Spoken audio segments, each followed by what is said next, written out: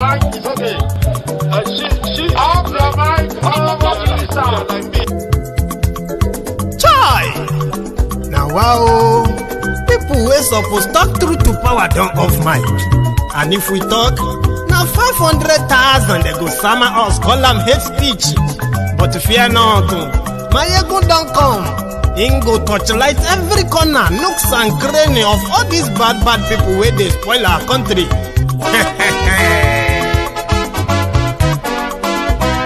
So my people make we laugh, oh, yo, yo. Maiyegun don't come, oh, yo, yo. My people make we shout, oh, yo, yo. Maiyegun don't come, oh, yo, yo. Maiyegun don't come, man of the masses, oh, yo, yo. Maiyegun don't come, oh, yo, yo. Maiyegun diary politico, oh, yo, yo. Maiyegun don't come, oh, yo, yo. This one not the off in mind, oh, yo, yo.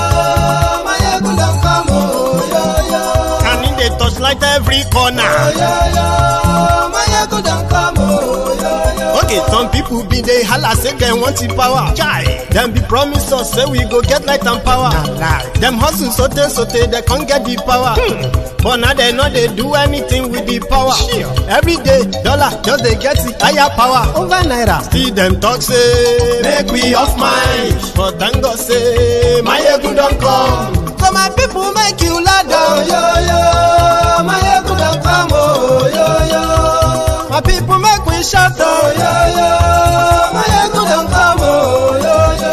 Maiyegun don't come, man of the masses, oh, yo, yo. Maiyegun don't come, oh, yo, yo.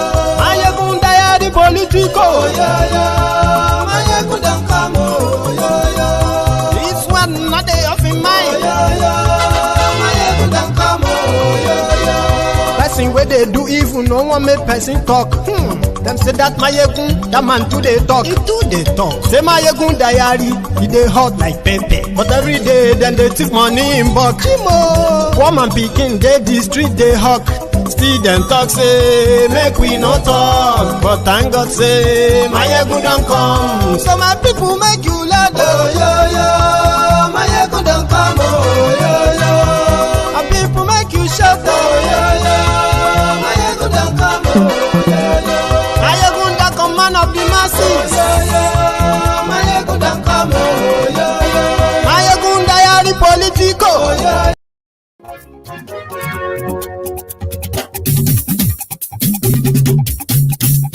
Hello there. Maiyegun lamo do. Maiyegun diary. Thank you for joining me. Yeah. Thank you. Maiyegun lamo do. Maiyegun diary. Thank you very much for joining me. Maiyegun ti de o, ọ̀rẹ́ ara yìí. Maiyegun diary. Lórí Facebook, lórí YouTube. Please share the video. Invite your friends. Tell them. Then invite those who are not really your friend, right? Invite them. Tell them that Maiyegun is live for tonight. We have received a report, another threat, open threat from the terrorists who are holding Nigeria to ransom, especially now the southern Nigeria. So share the video. I mean, it's good to join live, isn't it? Tell them.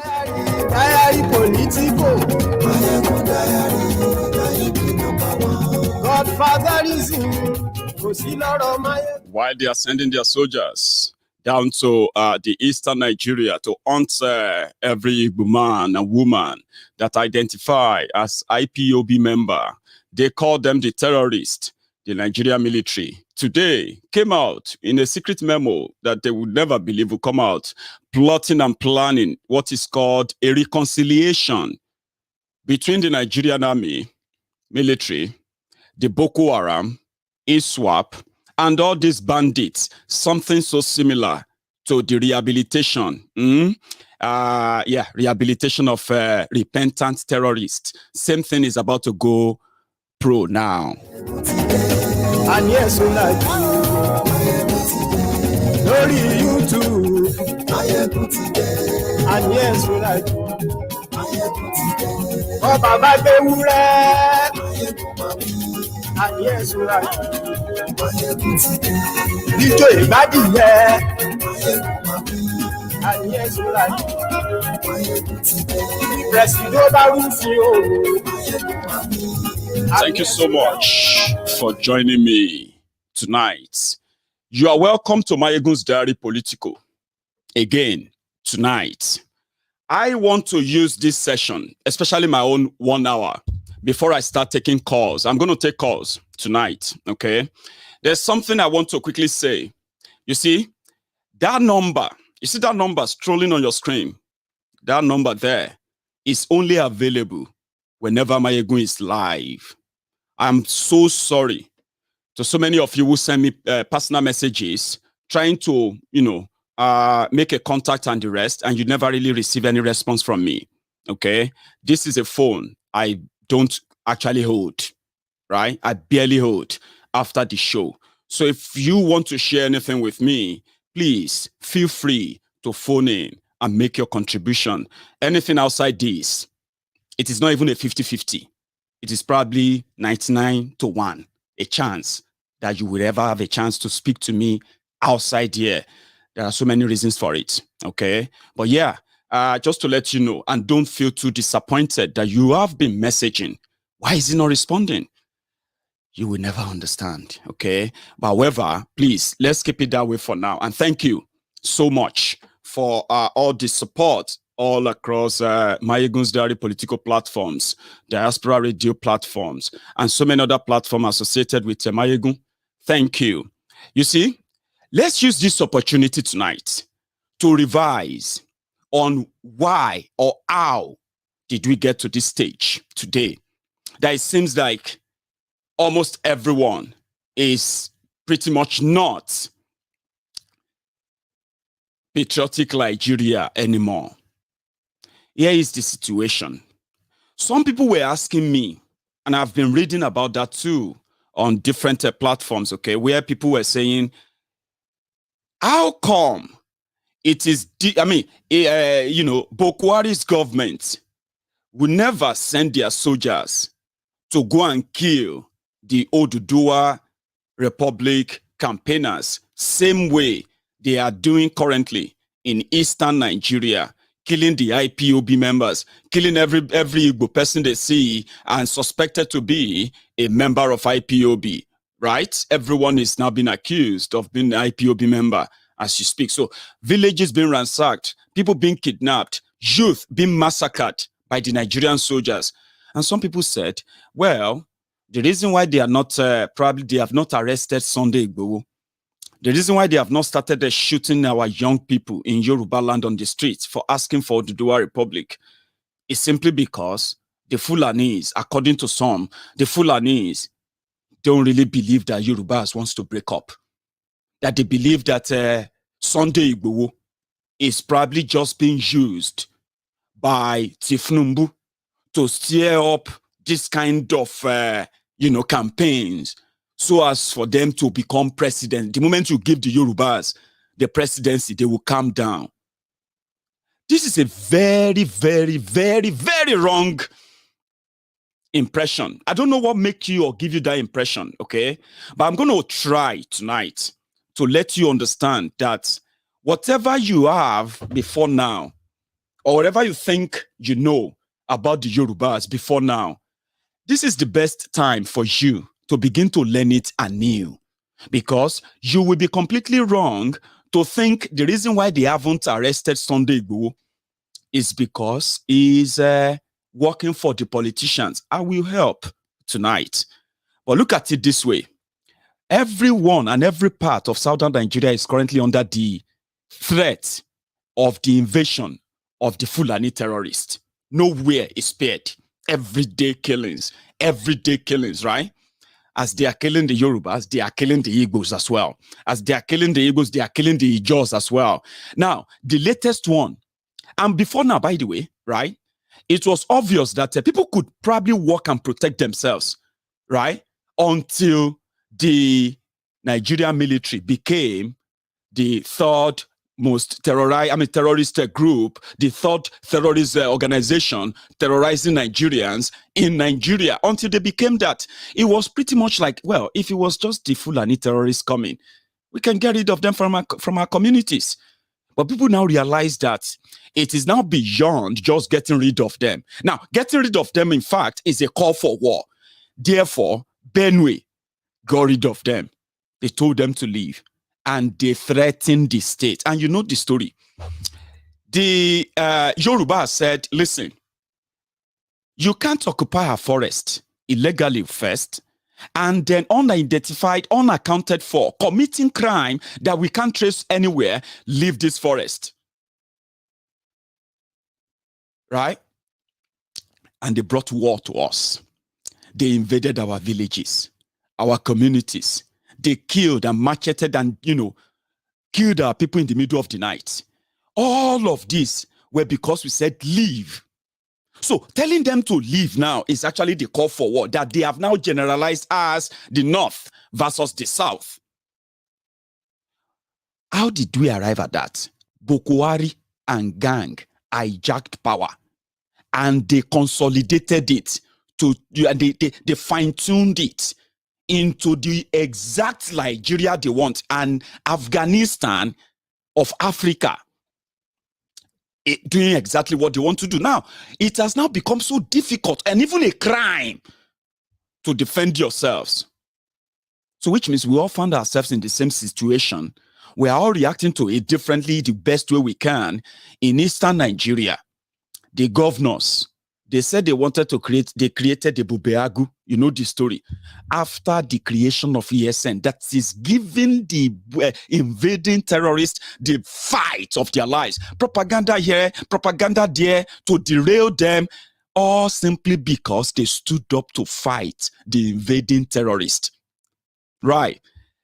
The invading terrorists who have camped in different forests and they surrounded different states of every part of southern Nigeria, are the reason why ESN was created. And the propagandas that followed to discredit them today, that has now led to Nigerian third terrorist organization, the military, hunting them down for rejecting the invading terrorists. The same thing happened to us in Yoruba land. Sunday Igboho, after hearing the long trauma, the long, what do you call it? The long terror the people have been living in the Okeogun area of Oyo State, Ibarakwa, Ayet, and those areas. He then moved to sound a note of warning. You have to leave this place. Nobody sold you this land. Who gave you this place? Nobody. You have to leave in the next 7 days. Or when we come back here, it is going to be really, really, really rough. Do you know what happened? They left and then they brought the war. 4 months after that, 5 months after that rather, they came back and they massacred innocent people in their sleep in a Igangan, among so many other victims who have fallen since that time. Oja Odo in Ogun State was invaded. Yewa North local government area of Ogun State was ransacked. Many villages destroyed. People sent they were sent to exile, refugee camp in another country, Benin Republic. All because we said the AK-47 wielding terrorists kidnapping our women, kidnapping our people, destroying our farms, sending our farmers away from their farms, ransacking our villages, burning down our properties, just simply because we said they should leave. That is the call for war. And that's exactly what brought together the southern governors, the politicians that were saddled with the responsibility of keeping all of us safe, no matter what our differences are, right before our eyes, right before our very eyes, the Boko Haram government, they turned human rights of free protest, free assemblage to freely express yourselves, the right that is yours, was gradually taken away from you. And we watched them militarize the entire Nigeria. The southern governors came together and they said, no, we have to stop this and protect our people. We know why our people are agitating to break away. They can't get protected. They can't defend themselves. They can't do anything. They are stuck in. They are being told to live with it or die trying to escape from it. Now we can't let this continue or else Nigeria is going to break up. It's like buying time. That infuriated them. And they told, and since then, they have done everything to undermine those southern governors. As you are watching this video today, the invading Fulani terrorists have advanced more, only for them to now issue a new threat against the governor of Delta State. The whole thing is about to go south. And south, indeed, it will go. You know why? There are people who don't believe that Nigeria has come to that point whereby to save and calm all nerves, it is pretty much better to call for a dialogue. And when you call for a dialogue, it simply means everybody will table their grievances on the table. We will therefore trash everything out and decide how do we go our separate ways without any bloodshed, without any bloodbath. But you see, the reason why they won't give that is this. If they have to call for that conversation, definitely the Igbos must be equally represented in that conversation. And to be honest with you, what will top the Igbo agenda in such conversation is going to be, listen, for peace sake, let us have a referendum. Let the people decide. Don't decide for them. Don't talk for them because you haven't heard from them. The only way to know those who want to go, those who want to stay, and others is to let the people decide. So that conversation will include the Igbos coming to the table. And according to Boko Haram, according to the Fulani Jihadists who have taken over Nigeria, that is going to be a complete haram. And you know what haram means? It is a total sin that they have vowed never to commit. Sit down with the Igbos on the same table, where the Igbos who have better better chance, better presence in Nigeria than these guys. So having that conversation is the reason why they would rather kill people than do this that I'm talking about. What stops people to say, okay, can we talk? Can we please talk? They don't want to talk. They don't want that. They are dishing out order. You know why? Because they have guns. You were supposed to have the power of the thumb. Your thumb. The power of voting, which you don't have. They took it away from you. And you know it. All you have to do is just every 4 years ritual, a ritual of validating the fraud that they put together for you. Just validate it. Just go and say you vote. Did you register to vote? Yes, I registered to vote. Did you have voters? Yeah, I do have voters card. Just go there and vote. Vote for anybody. It doesn't matter. Your vote will count when you know it won't. And you know why? It will never count. But because they have guns, they can ask the military to shoot you and kill you. They can take away your freedom. Nobody will challenge them. You can cry. so hard to the rest of the world to please hearken to your suffering, to your marginalization, they won't listen because you haven't really tapped into the real power that you have, which is you. And once you know that all you have is you, and the next person to you, and the next person to him, and the next person to her, and on and on and on like that, like a chain, until you begin to discover the power. That power is what they have been using, the war weapon, poverty weapon, and this violence that they have been unleashing. Now, let's come back together again. Let's come back to it again. Talking, having a conversation. Why is everybody so angry? Why is everybody so fed up? Why can't we listen to ourselves? It's because an agenda of those who want to force us to accept what is so alien to us, and they want us to accept that by fire, by force, and without any question or objection, is the reason why everywhere is in tatters. And there is nothing that can glue it together anymore, because they have killed people that shouldn't be killed, and they are still killing people that shouldn't be killed. You see where the fraud and the deceit really got me angry is this. We saw how, right before our eyes, how the APC, the Al-Qaeda, Al-Qaeda People's Congress, how they started the process of, a gradual massacring of the Biafrans, simply because they are carrying flags, they are carrying phones, and they are carrying placards, and they are screaming, asking, pleading, begging, and demanding that they should be given the opportunity to decide where they want to go.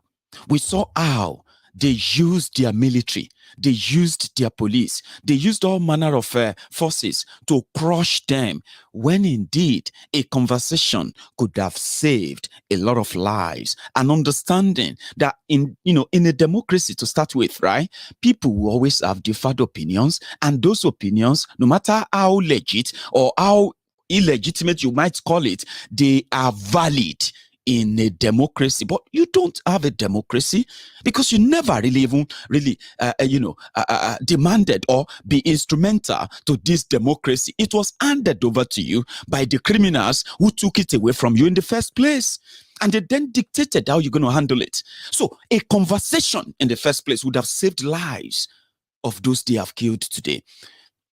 I mean, when you would rather become unity beggars than the real unity actors, people who actually act what they preach, people who actually do what they say, not those who disguise simply because they can do it and get away with it. So the division that they have brought is no longer in any way, you can't fix it, okay, for different reasons. They have killed those they shouldn't have killed, and they are not tired of still killing more. They continue to tell us that it is either we accept Ruga, cattle colony, open grazing, or we can deal with the consequences. But you see, Nigeria is structured in a way that the criminals who manage to gain power from at all levels, right, one way or the other, they have sworn, or maybe because of the poverty that they are trying to run away from, because they know about the poverty that they have been managing, as they said, they have been promoting, okay? They don't want to be poor again. Therefore, to leverage on that, they just have to keep their mouth shut for every real solution that could bring an end to all this bloodbath and these killings. What do I mean by that? For example, you have no right as a governor to put together your own security team to protect your people in any time of this kind of external invasion that is now obvious and about to what? To swallow Nigeria, okay? As a governor, He can brag about 100 cars, different security convoy in his convoy that makes him look like he's a powerful or an important person. He is not. He is just holding forth for those who can kill him anytime too. Just same way they kill the people around him, the people that he pretend to have derived his power from as a governor. He has no power. All he has to do is just make mouth, pretend that he has something to do, pretend that he has a solution, pretend that he is actually doing something until the next person is killed. And here we are. It's so bad that as a governor, the military can walk straight into your state and they can start killing people, burning down properties, and you dare not challenge them publicly. You dare not put up a public fight or mobilize the people against such an act. That is why when the military are burning down people's houses in Ebonyi, burning down people's houses in Imo State, burning down people's houses and people's homes in Enugu, burning down people's homes in Abia, burning people's homes are in everywhere, that they suspected that those they suspected to have stood up to fight, either to fight the military who comes to kill them, or stood their ground to fight the terrorists who have been kidnapping and killing them as well, the Fulani terrorists. Every time they do that in every state, no governor really say anything because he dare not. If he did, it will be the next target. Now, Okowa is the next target. Like the Benue State governor. They attempted to kill that one 3 times. They killed people around him. The same people that are supposed to protect him were shot and killed.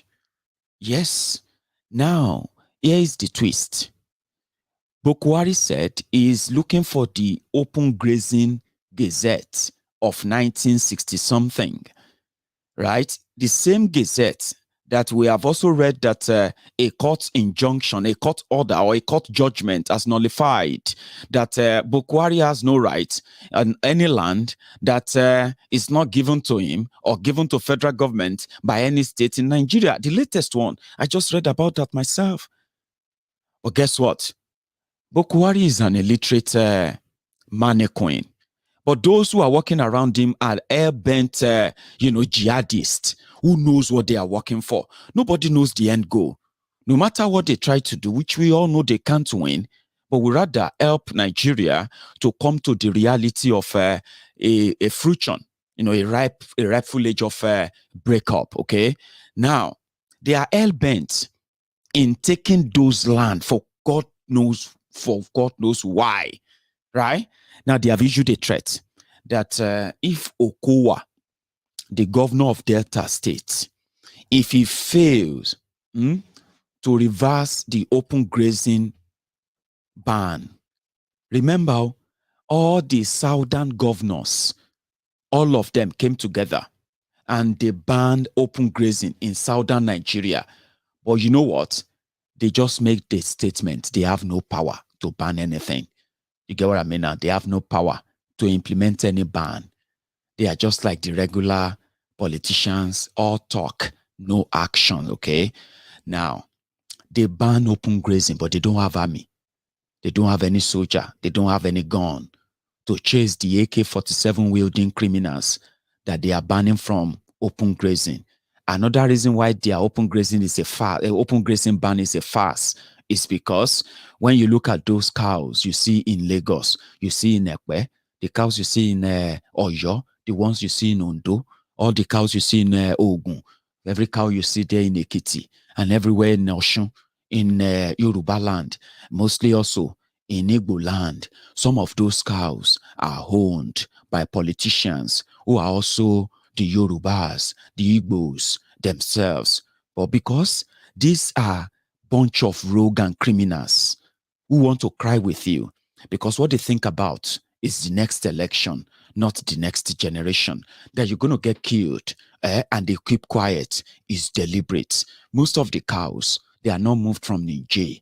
They didn't bring those cows. Those guys didn't trek from Niger. They didn't trek from Mali. They didn't trek from Sudan.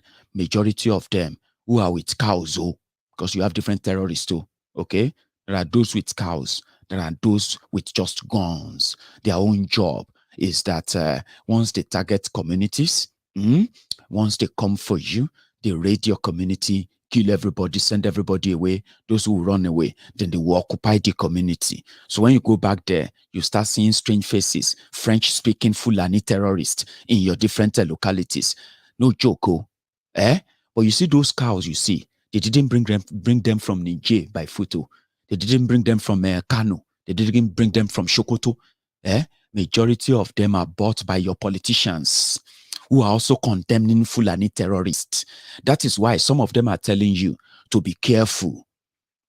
That is why they are changing the narrative from us, asking the Fulani terrorists in our forest who are committing this kidnapping, who are committing this arson and the attacks to leave the forest or be flushed out. That is why some of the Yoruba politicians, that is why some of the Igbo politicians, that is why some of the Ijaw politicians, Yoruba politicians, and some of your politicians from the southern Nigeria, that is why they are telling you or changing it to, if you ask Fulani to leave, you are asking for war, as if to say you are asking the Fulanis living in your city, who rented homes in your different streets, who live among you, those you know, as if to say those are the ones you are asking to leave. They know you are asking the terrorists in the forest to leave, but when you say they should leave, you are going to ask those who are helping them to add their cows, to graze their cows on your farms and do all manner of crimes on your farms, because they are protected by them. Most of them are not protected from Abuja. They are protected by the politicians that speak your language, the same one that is asking that Buhari should do something. Buhari should do something. That's the hypocrisy. I don't know if that helps you. That is the hypocrisy. That's what makes it complicated. Okay? But let us separate the shaft from the, what do you call it? We would separate the fact from the fiction as well, okay? We would separate the fallacy from conspiracy, as well as from the facts. Those who are moving cows, attacking farms, grazing on people's farms, attacking the farmers who try to fight back and kill them in most cases. And then when the villagers come back for them, then those ones who are armed, those ones hiding in the forest, those ones who always double cross and ambush you when you are traveling, those ones who always kidnap passengers, that is when those ones will come in. Those are the people who would then organize a carnage. You will fight with a Fulani herdsman in the afternoon, and in the next 48 hours, they will take all of their families away from that community. They will move them to a very, very far away community, still within Yoruba land, still within Biafra land. They will move them to somewhere far, and they will come back to attack.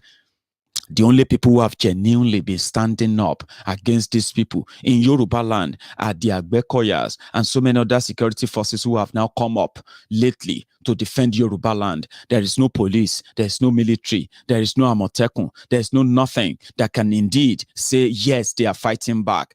Genuinely now, I'm not discrediting those of you who put on uniforms and giving information to help those who are putting up the fight. But in the eastern Nigeria, we have the ESN who are permanently domiciled in the forest. But when you look at what they are doing to them in the eastern Nigeria today, the Nigeria military are not going into the forest. They are not going into the forest to fight the ESN. Look at the news. Read it out there. They are going into into people's homes. They are picking up young people on the street. They are firing straight shots, straight bullets into the street, into the corners of houses. People are being shot in their homes. They are setting people's homes ablaze. ESN don't live in towns. They don't live in the houses. But again, they are also working with those they could tip, those they could intimidate, threaten to give information on those they know as members of ESN. And in that, they have also been able to track few of them, which they have assassinated. No fight, no nothing. They did not engage them in any combat battle. So as we speak today, the ESN is now like, torn in between defending Igbo land and defending their lives themselves. They dedicated their lives to defend their people. They are not asking to take over Sokoto. They are not asking to take over Kaduna. They are not asking to take over Ondo State. They are not interested in Lagos State. They are not interested in anywhere. They just want to protect their people. So that the economic war waged by these jihadists, some of you may not understand. They have tried to make you believe that talking about this is asking for war. But ask yourself, in which country have you been reading where 200 people are killed in a day, 400 people are killed in 2 days, and on and on and on like that in the last 1 week alone? Can you point at one and tell me and say such country are at peace? You are at war. And here we are. ESN, IPOB, they haven't threatened the state governors. They haven't threatened any constituted authority in anywhere. All they have been after is that defend Biafra, defend the Biafra, defend Igbo land. How is that a crime? And the same Nigeria is now paying terrorists because they repented. The same terrorists are now sending threat message. Remember when Miyetti, the notorious Miyetti, was everywhere, intimidating, threatening everybody with war, with destruction. Now, 6 years after that, Miyetti, we have been able to tongue-lash and expose Miyetti and all their actors to the point that they have gone on the ground now. But look at it this way. We are still receiving threats from terrorists who are sharing flyers. They are actually sharing flyers in eastern Nigeria, telling them they are coming. They just shared one in Delta, and the Okasala is about to burst. Referendum is what people ask for. That is not a call for war. So they gave the governor of Delta State 72 hours to reverse the ban, or they will begin the attack on Delta State. If no be say Buhari is the agent that came to divide Nigeria, that some of you still don't understand yet. Look at it this way. Is Buhari not mad? People are being killed, kidnapped in Zamfara, in Sokoto, in Kebbi, in Adamawa, in Yobe, Borno, and all these places. People are being made homeless. The terrorists doing this, no single one of them has been arrested, prosecuted, or given any public trial, or convicted for any of this crime. But we have seen the photos of repentant terrorists. Some of them who later went back to this terrorism, and they have now graduated into other terrorism beyond the border that they terrorized for nearly 10 years. Now they are crossing the border. They won't be arrested. They won't be shot at. But here we are. Boko Haram attacking the... This is where I think it's mad. And some of these Fulani Jihadists, they are not thinking straight. We don't care if they are thinking straight or not. They are doing the Lord's work. They will break up Nigeria. And they will do it all by themselves. And this is why Southern Nigeria has been the region sustaining the rest of the northern Nigeria. Some of them don't like hearing this. They hate it because it is so hard and tough for them to admit and accept that none of them will survive. Not just them, so many other southern states won't survive if you stop giving them the stipend, the Bambi Allah monthly stipend they give to them called federal allocation. Why they loot and take everything from you? You go there every month to collect what? The Bambi Allah federal allocation that can barely pay the salaries of the overbloated civil service in different states, right? Some of them would accept, hey, the northern Nigeria can stop feeding, we can stop our onions, we can stop bringing the cows, we can stop bringing tomato, all this manner of self-delusion, self-aggrandizement that doesn't really help them, not to talk of help anybody else, okay?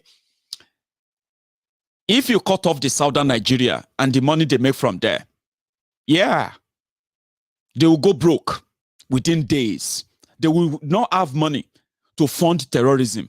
They will not have money to send people, instead of sending people to school, They will be sending them to where?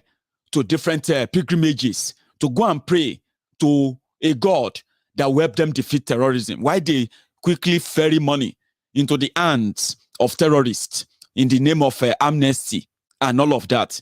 Cut off that southern Nigeria and they will go broke. Riot will break out in every part of northern Nigeria.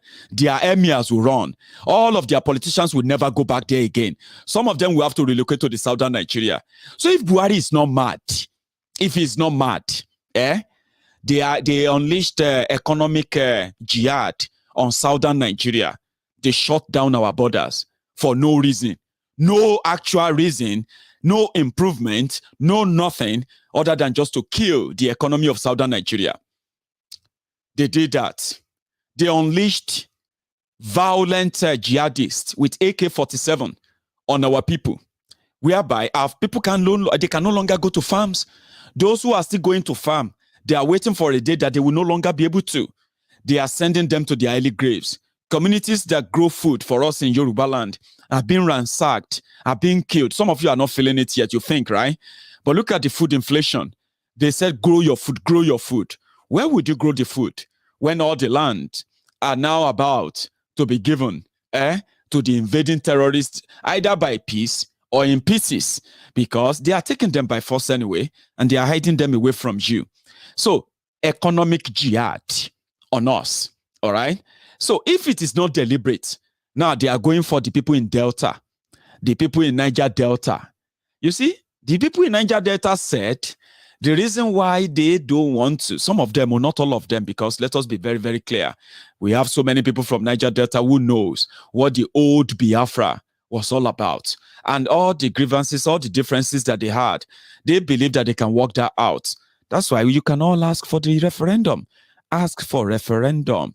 So if Buhari is not mad, if these jihadist criminals are not mad, they are now going for the Ijaw, Urobos, and the people that give them the crude oil, if it is not madness. So now they are threatening in a Delta governor. Now, so the Avengers heard the news. So our brothers and sisters from Niger Delta, they're like, sure, una the craze, like, are you mad? You are giving a Delta governor, you are giving Niger Delta governor ultimatum. Now mental waiting. Now if he doesn't unban, waiting you want grace for in Delta. Now, meanwhile, they've taken over Bayelsa already. The Bayelsa governor, just a few days ago, announced that they have arrested some cows who violated open grazing. Guess what? It is all for media prop, okay? They won't do anything. They will release their cows, tell them that, see, you know, be careful, okay? People are not happy that they see cows everywhere, all right? So, now, does that then mean that Miyetiala, these guys that as the Fulani Jihadist, they are going to go after the people of Delta? So now, so the Avengers said, they said they are going to bomb Delta. They are going to show the governor of Delta State that he's too small. That's how they talk anyway, you know, bunch of cowards, okay? That's how they talk. They said he is too small to stop them in Delta State. They have been committing so many crimes there, attacking people. You know what I mean? Like a lot. Everybody is feeling the brunt. Now they said Okowa is a very small thing for him to openly, to openly say he's banning grazing. Remember, southern governors came together and banned open grazing. The northern governor said, that's rubbish. You cannot just ban open grazing. Open grazing is the right of every Fulani alive from wherever he's coming from. So the Niger Delta said, listen, if you like, come and carry out your attack. We will count every person you kill from now on. And we will begin to kill 10 Fulani we see, to cover for every Delta man or woman you kill. Now, Naibe say it is just a matter of time. I told you before December, what they actually wanted is to plunge Nigeria into a civil war. Okay? So, civil war, whereby it will be kind of impossible to do any election. Okay? Then they will say Boko Haram should come out. And from the beginning, the military, in Nigeria, they have pledged their allegiance to Boko Haram, not to Nigeria. Their allegiance is to protect the regime of Boko Haram. That is why any protest is considered as an insurrection and therefore must be crushed. If people have to be killed, kill them. Nobody will ask you. In fact, you will be rewarded as a soldier if you can kill anybody who try to question Boko Haram. So that's their allegiance. So the journey towards civil war, the journey towards complete, breakdown of law and order all over the place is just what they have started this second quarter. Do you know what a second quarter means? I mean, the end of the second quarter and beginning of the third quarter.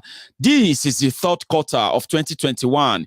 The third quarter. By the end of this year, trust me, you will hear that some faction of this and that are now controlling all of the oil reserves in Niger Delta. And then in Yoruba land, the military can no longer go to this state. They can no longer go to that place because what they want to do is that Boko Haram will come out and announce a martial law. Okay? Because if not, be said they are mad. If not, because they are completely rogue, now they are going to attack the Delta. Not because they can carry it out that way, because they are really coward. This is what will happen. They are going to attempt to attack on some communities because they are daring. Don't think they won't do it, or they will do it. They will dare you.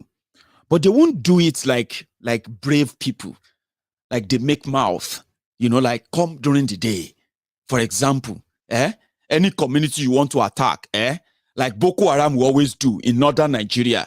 Let the Fulani Jihadist, let them come during the day with all their guns and everybody, let them bring all the army and attack a village and see if all of them will go back alive. This is not mouth now. I'm not saying they won't kill people, okay?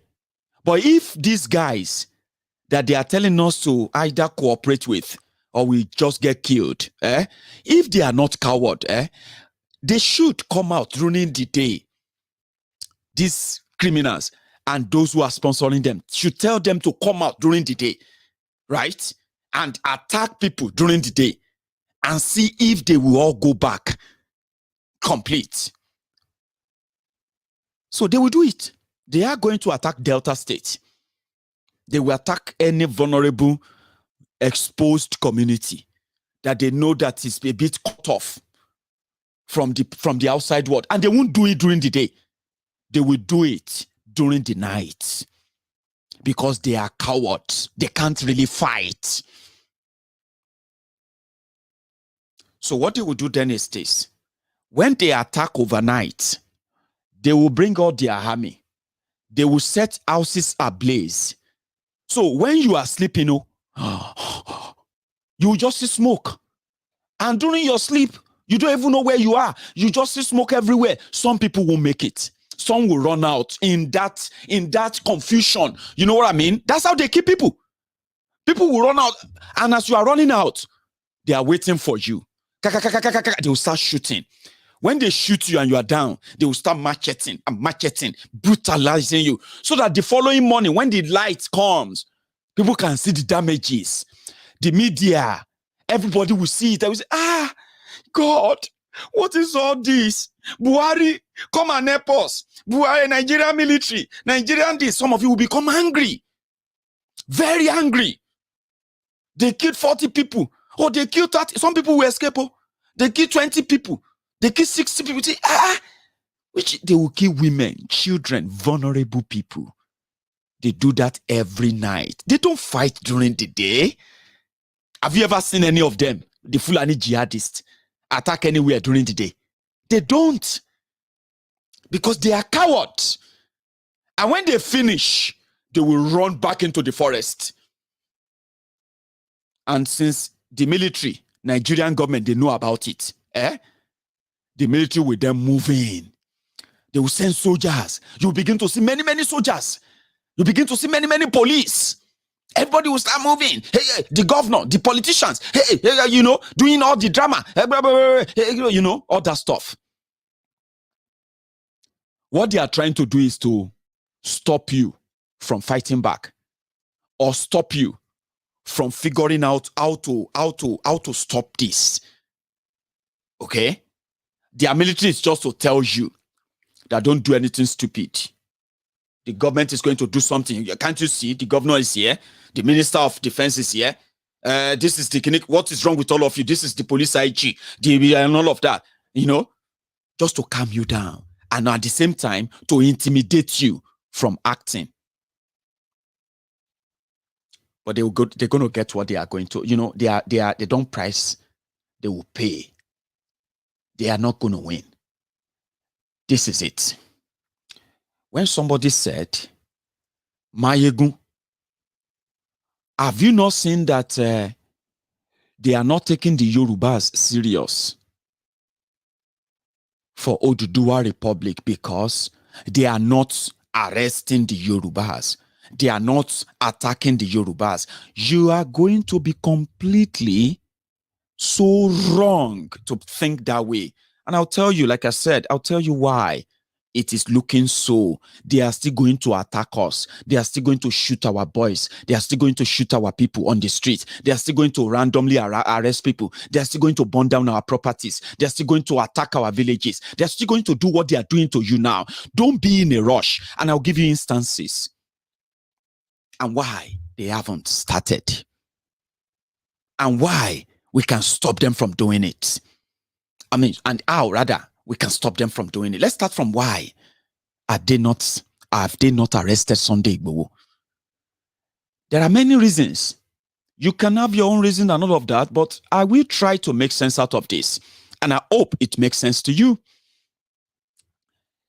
Number one, Nigeria under Boko Haram is still pretty much thinking they have control simply because the Yorubas generally haven't publicly come out to condemn the killings of Igbos, the ongoing massacring of the Igbos in the name of IPOB, that the Yorubas haven't really come out strongly yet to tell the Boko Haram's government that indeed enough. But nevertheless, there are factors that made that be. Number one, do not deceive yourself, okay? That the elites in Yoruba land, they want Oduduwa Republic. Do not ever deceive yourself. And that is why they are criminally silent now. All of them, okay? Nigeria works for them to some extent, all right? And therefore, they have not really felt threatened by what they have. And they don't see any reason why Nigeria should break up. That is one. The political class in Yoruba land, they are in bed with the current arrangement. Because according to them, it is chop, I chop, Nigeria Limited. Turn by turn, Nigeria Limited. Once you finish your turn, it is my turn. It can't be my own turn. And we'll be talking about breaking up. It will not work. That too is a factor, making it kind of the third, and that second factor will lead to the third factor.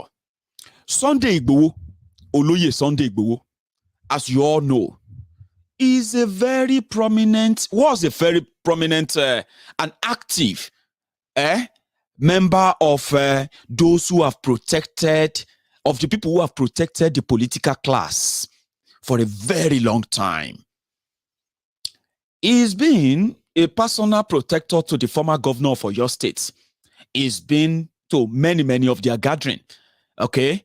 And we can say, he became prominent more, when he stood for his own people in during the Modakeke Ife War. However, being a product of that system himself, he knows them, they know him, and to Boko Haram, maybe they can still talk to him, which you can't rule out. That is ongoing. They did it with Mazi Nnamdi Kanu. When suddenly Boko Haram took a turn and decided to let Mazi Nnamdi Kanu and other IPOB leaders that were wrongfully kidnapped and detained by Boko Haram, when he made a U-turn and decided to then listen and allow the court to let Mazi Nnamdi Kanu go, it was a window he wanted to use to see if the elite, the political class from Biafra land, can be able to convince Nnamdi Kanu to see reason with them that they are better off being part of Nigeria than Biafra. Then he will give them that window to make that happen. Okay? And maybe Nnamdi Kanu will just fizzle out and everybody will just not hear about him again. So it was a window, a very, very tight window that Boko Haram and co. And in fact, it was actually facilitated by Abba Kyari then, thinking they could. And that same thing they are doing with Sunday Igboho now. When they burned down Sunday Igboho's house, it was a sign to tell him that you cannot continue to grandstand. Are you with me? The political class in Oyo State, where Sunday Igboho comes from, organized the burning down of his house. And the people who burned down his house, how they escaped from that scene, they organized that to tell him, listen, you need to listen. All this gra you are doing, it's not going to work for us. You are putting our political future in danger. We're supposed to be working towards 2023. You cannot be talking about the Dual Republic. The same thing they did to Mazi Nnamdi Kanu. But instead of Mazi Nnamdi Kanu to listen to them, when they called the meeting and they asked him, you know what, Mazi, you see, we know what you are fighting for. We understand the whole thing. We know we are working as well. But we want you to just slow down, just we will do it later. And Nnamdi Kanu, knowing them, was like, sorry, guys, this is an opportunity for all of you. You are all governors, by providence, by chance. Can't you just use the power now, and take us out of this mess? You know the mess. You know your limitation. All of you are lamenting. You are telling me about how you are powerless, how you cannot do anything. You are all complaining about this Fulani Jihadist secretly. Let's do it. Let's use this chance. No. You see, it's our turn. In 2023, for example, it's our turn. We will have our own and all of that. And since they couldn't convince him, they reported back to Boko Haram. See, Baba, we couldn't really get him to change his mind. Maybe we'll just let you do what you have to do. The door is opened now. Whatever you want to do, sir. Just make sure that your boys, they don't attack us. They protect the government house. They make sure that we are, we'll send the military down. First, we'll kill him. Then we'll kill everybody supporting him. So instead of Nnamdi Kanu to slow down, the whole thing it became so escalated. You know the story. You know all the video. You know all the rallies. You know all the appearances. You know all the speeches. Right? Now let's back to why are they not doing the same thing to the Yorubas? This is why. They are giving the political class in Yoruba land to do everything and control this. They are doing everything now to make sure that whenever they call out that people should stand up and fight Boko Haram's government, they will use the media, they will use everything in Yoruba land to change the narrative. They will cover the story. They will report the attack. They will never tell the stories of those who have become refugees in another country. They will never share all of that. All of this is to control what people think, so that to control how people react. And that is why you see those who are championing the social media ban, Yoruba, a communication or information minister, Laya Muhammad, a Yoruba man who is championing how to cut down and reduce the means of freedom of speech. They do all of that simply because they are still able to control. They believe they can do that. They can control what people say, what people think, and stop it. But guess what? It has already gone beyond their control. And they are about to find out. And when they find out, when they finally found out, you see all of them, pretenders, governors, senators from the from the southern Nigeria, especially from Yoruba land, you will see them. Sunday Igboho will engage them until they will try to send him into exile. Some of you said, you see, Sunday Igboho is still everywhere. You are just not being fair. And let us be realistic. You are not being fair. Okay, this is somebody that he wasn't asking you. It wasn't asking to be your leader or your whatever in anything. Okay. Is people were attacked and killed, right? In the place that has now become so much the focal point of the attack in Yoruba land today, in Oyo State, he rose up, he defended his people, and he said, Yorubas should rise up. It is worse than what you are saying. It's going to be worse than this. If we don't stand up, right, we are all going to be consumed. Our governors are pretending. We are all going to be consumed. And all of the facts that we have supported that claim. He lost his property. He didn't lose his property because he wants to be the Yoruba leader. He didn't ask people to come and burn down his house simply because he wanted Yoruba to break up. But they are choosing that narrative for you today. So the same thing is going to happen. That you are like, why is he still walking about? A freedom fighter should never, will either be in prison or he will be in exile. All these narratives are pretty much things that make you feel so stupid to me. Some of you who actually believe that. Mazi Nnamdi Kanu did not choose to leave Nigeria. He returned to Nigeria. The government picked him up. The government wanted to kill him. He left Nigeria for his own safety and for the safety of the cause, right? He didn't choose that, okay? And that they haven't sent Sunday Igboho away yet. And they haven't begun to send so many people away yet. Shouldn't put claim or credence to your belief that whatever we are doing right now in Yoruba land is just for politics. It is just to pretend. It is just this and that. You are being unfair to those who have actually been facing the fire, even though they have been underreported on many occasions. They are being sabotaged. Even those who went to, to pick on Wakili, Iskil Wakili. You remember him? The notorious, one of the kingpin, then they called him. People went there. And they picked him up. The notorious man they called Notorious was arrested and picked up without any shot fired. But yeah, you can blame them. They handed him over to the police. And today, the people who arrested him, they are still in prison since February or March that happened. Of course, you can blame them for that, but you cannot blame them or call them a coward for standing up and doing what they are doing. Simply because maybe they are not being well reported or well covered. Boko Haram's government is going to send not just a Sunday Igboho to exile if you let him do it. It's going to send many of those, those freeloaders, those scroungers who are pretending to be Yoruba leaders here, Yoruba religious leaders there. Many of them are going to live the rest of their lives in exile with what Boko Haram has already planned there for them. For every action, there will always be consequences. How can you not see that? So for those we have today, we have to protect them. We have to stand by them. Just same way the Avengers are coming up today. The Avengers are saying, listen, if they are not going to let us protect ourselves, the northern Nigeria, we should possibly, in my own opinion, should be using those young people who have who have seen this violence for too long. They should be recruiting them, training them on how to defend the northern Nigeria with the support of the military. But that's not what you have. And that's the shame.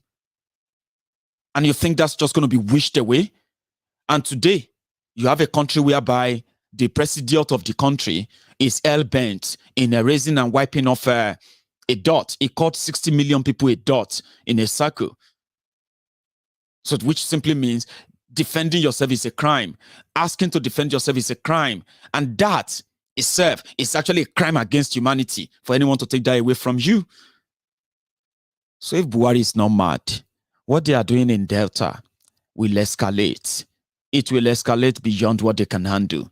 And once they begin to bomb all the pipeline and all of that, and people begin to declare their own republics, then they will know that it's beyond what they can handle. And at the end of the day, you see those they don't want to sit down together with, the infidel they don't want to sit together with, they won't even be on the table when the conversation is going to be had on how to break up Nigeria. They won't be there. And I'm saying this to you if you are from any part of the North, okay? Breaking up of Nigeria is not war, okay? People have insulted themselves. You should be honest to you. You should try and be honest with yourself. So, I mean, to some extent, you know the division. You know the violent state of mind of everyone. You know why. Why should you be begging for unity? Why should you not be working for unity? The best unity you can have now is to begin the conversation of peacefully breaking up of Nigeria. But if that breaks your heart, if that gets you so riled up, how come the terrorist and the terrorism is not getting you worked up? Same way you are working yourself up in defending a contraption that is going to kill you at the end of the day anyway. They are threatening the Okowa. And it is such a great time to be alive, to see that this is June. We have another 5 months or thereabout to the end of the year. Don't be don't get caught unaware, because you see what Boko Haram is buying, what they are pricing, they will begin to pay soon. But as you might not probably know, the intention is exactly as it is going right now. Put the whole country in chaos, put the entire place in disarray, and at the end of the day, declare martial law. We don't need the National Assembly. You don't need all these governors. We can put the military on every state, and that is exactly what I'm waiting for. Let them do that, and then we can go to the next stage that some of you are so afraid of. The next stage, the revolution that will eventually lead to complete balkanization, complete breakup of Nigeria. Be prepared for it, oh. I've spent my own 1 hour. And this time, I don't want to use yours, okay? I'll open the line now to everyone who wants to phone in. Buhari Dins, Buhari Diderins, the Buhari Idiots, the keyboard tigers. Stop wasting your time. Grab the phone, okay? Type the number in. If you have the liver, call in and talk to me. Talk to me face to face. Tell me about how you are so angry with what I have said so far. Apart from that, my friends who wants to add their voices, because we have gotten to that stage now. The collaboration they said will probably not happen, right? We'll make that happen. And we are asking the governors, some of these southern governors, they should know this. If you have any chance now, the best chance you have is to begin to use that security vote you are getting. Begin to use them judiciously. AK-47 is 500,000 naira. According to what I heard, if the Fulani Jihadist and terrorists can have it, you should be able to get that in thousands, in hundreds of thousands of that for everyone who is ready to stand up and chase these criminals out of the forest. And when I say buy the gun, I'm not saying give the guns to like you do give the guns to your political urchins, the political criminals, okay?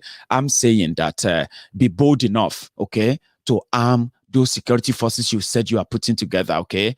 Call in for a dialogue now between the ESN, the IPOB leadership.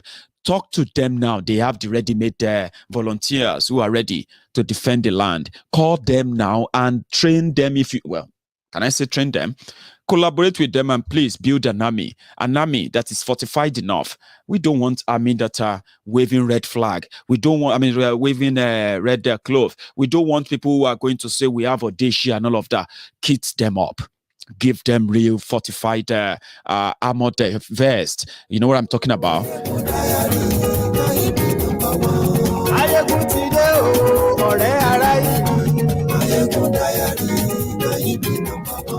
Lórí Facebook, lórí YouTube.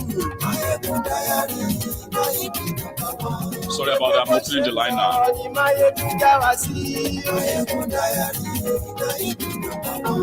Àṣírí ọ̀jẹ̀lú kì í kó níbẹ̀ o. Bó bá ṣe eré, àní Maiyegun máa wí. Ó sì tún ṣe eré, wàá gbọ́ níbẹ̀ o. Maiyegun diary political. I think that is us there connected now. So you can phone in and your call will come through now, okay? Thank you very much. Nobody, I've seen your super chat. Sorry if I missed any of your super chat by any chance, okay? If I see it, I'm going to mention it. Same with Thomas Sharif. Hello. Hello, good evening, Maiyegun. Good evening. Your name? Good evening. I'm calling you like forever. I know. So many people are. Your name, please. This is your regular guy from Lagos calling. This is Daniel calling from Lagos. Daniel from Lagos. Now you're live. From my part, I'm going to say something else. Number one, the Nigerians do take record. You see the end start of the thing that happened last time. That was just the whole starting point, because the generations that we have now, those are not even scared of them. Are you getting me? So these people try to put fear in the mind of the Southerners with this extra. When boys are going around, you know, there will be harassment, and if you watch what happened, when this harassment was boys were told to go outside and everything, they were doing the test ground. Now that didn't work. Now the eastern part, let me just tell you something. There's someone made the comment, and Goliath is taking care of the media, saying things and all those stuff. But David is somewhere being silent and planning his next whatever he's planning. I believe you know what I'm trying to say. What I'm trying to tell you is it's nobody in this very 21st century, in this very mood, in this very country, have not waking up to see what is really happening. Then I don't know what else would wake the Yorubas or the people or anybody that is not don't just want to believe, because so many people that are benefiting from Nigeria don't just want the truth. They don't want their illusions to be scattered or broken. What I'm trying to say is this: whatever they are saying about the Yorubas, whatever they are saying about the people, that's fine. We saw the war and the rest. But I can guarantee you, whatever is happening in the East, also come down to every part of this country. Because nobody wants to wake up. If you are so hot that you want to end Nigeria, why are you not so bitter that you know why they are killing, maiming, and everything? Okay, I've been a graduate for the past 6 years now. There's no job. What's the point of saying that if there's no goodness coming out of it? I don't really understand what's going on with all these Nigerian people. Seriously. We will push back, I know. And they are scared, by the way, Daniel. They are scared that despite all the threats, all the intimidation, all the shooting and all of that, many of you are still finding the courage to come out. You see, once the number grows, right? Once the real number comes out, even the soldiers will leave the streets. Trust me. Daniel, thank you so much for calling in, okay? Let me take another call. All right. That's Daniel from Lagos. Hello.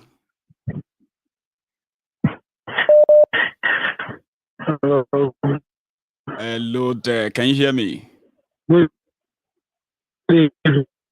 Good evening. I think we're having an issue there with your network, but can you hear me?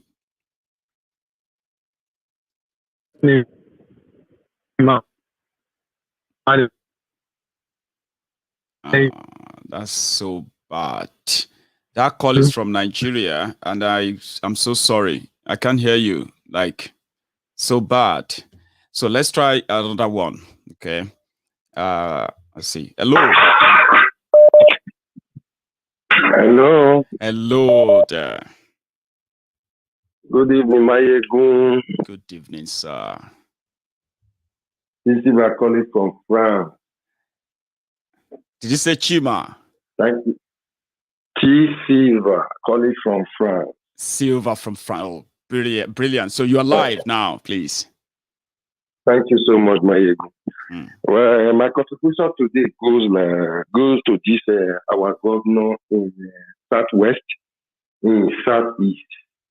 Because you know why the Buhari government still have power. We were talking about Sunday Igboho, why they are not arresting. Buhari government is afraid. You know why? Buhari government know it's an enemy to the eastern part of Nigeria now. They have the mind that he can really fight with them. But with the help of the Yorubas. But when the Yoruba is fully back from his government that we are no longer supporting this your evil, he's afraid. Only the North, Middle Belt cannot join the Fulani. Do you know that? I know. How are they going to fight the Biafra, which they think they fight before they win? Because it was the help of the whole Nigeria they used. But this time, it's only that they are alone. The eastern part is not with them. The Niger Delta is not with them. It's not going to work. That is why Sunday Igboho cannot be arrested.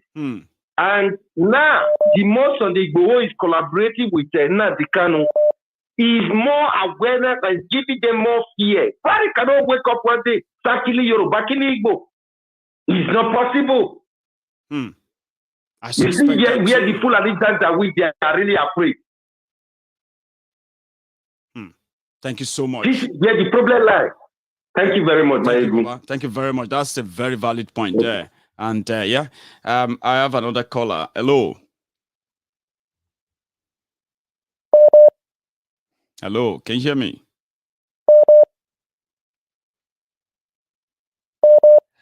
For some reason, that network is gone. So I'm going to take another call. Hello. Hey, Chief Maiyegun. Yes, sir. How are you? I'm very well. Thank you. How are you?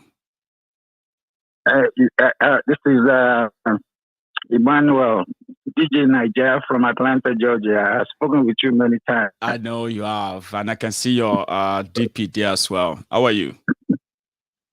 Oh, I'm good. Beautiful. So you're live. This situation, the way everybody is talking, but nobody have a solution.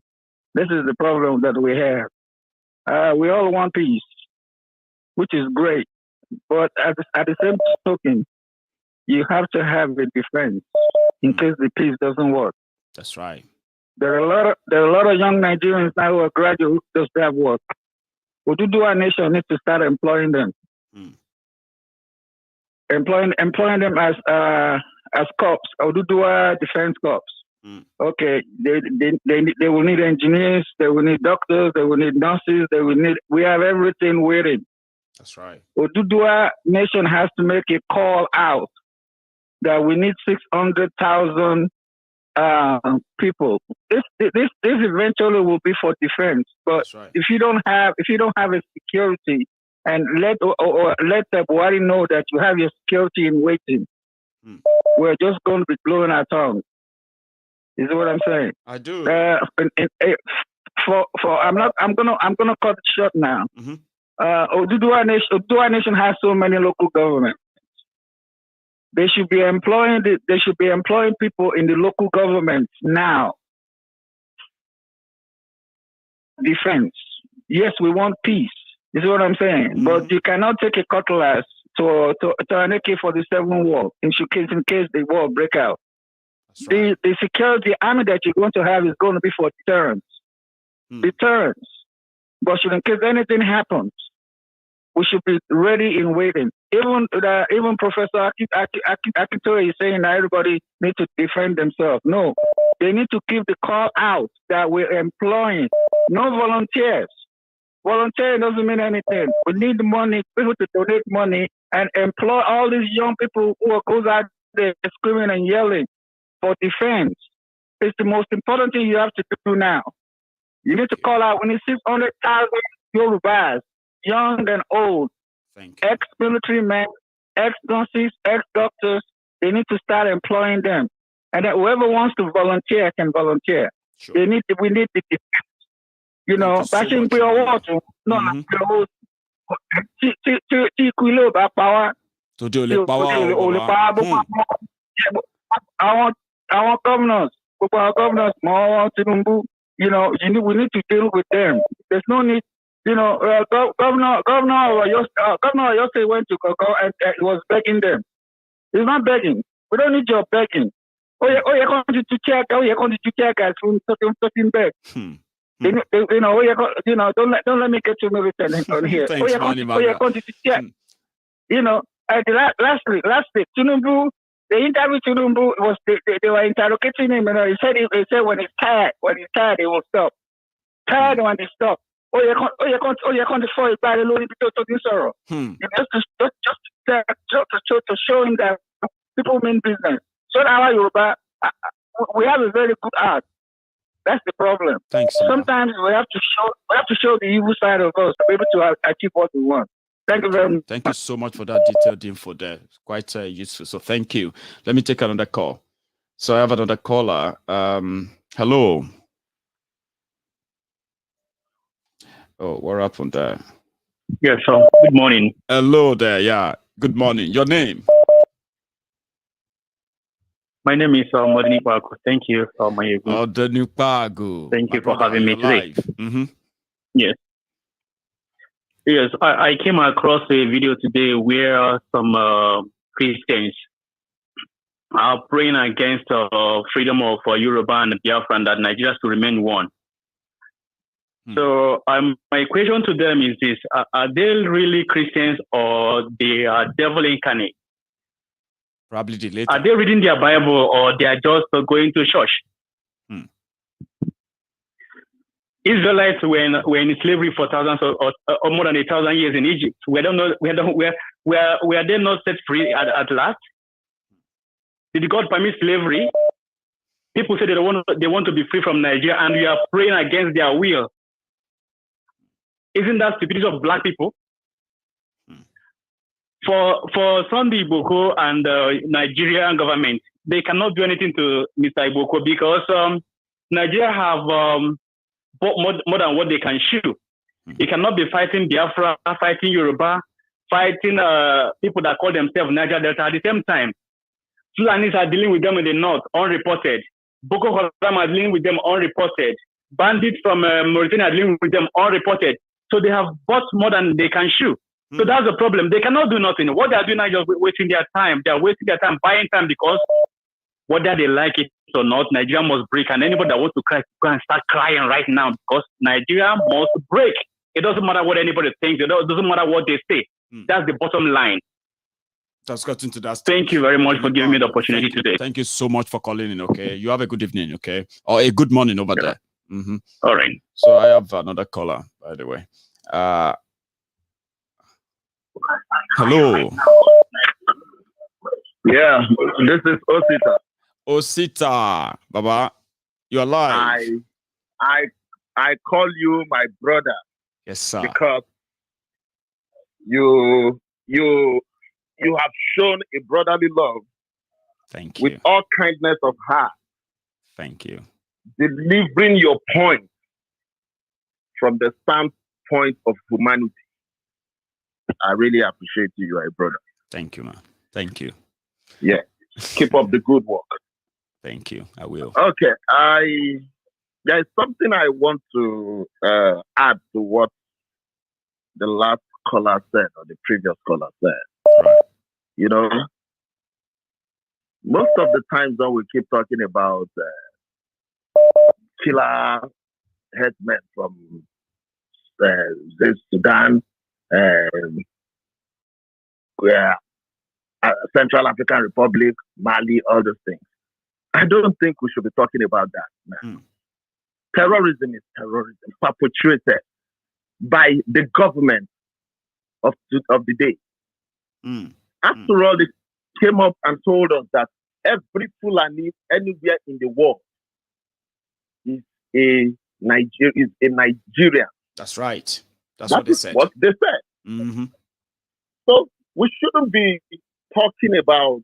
Let me use one of his language, rigmarolling, and we start talking about that this one is a killer headman from outside the country. I don't want to believe that.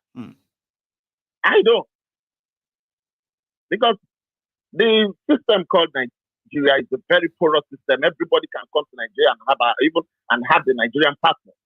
That's right. Do we have the data to know who is Nigerian or not? No. But we basically talk about ourselves based on clan. And the Fulani, they are all over everywhere in sub-Saharan West Africa.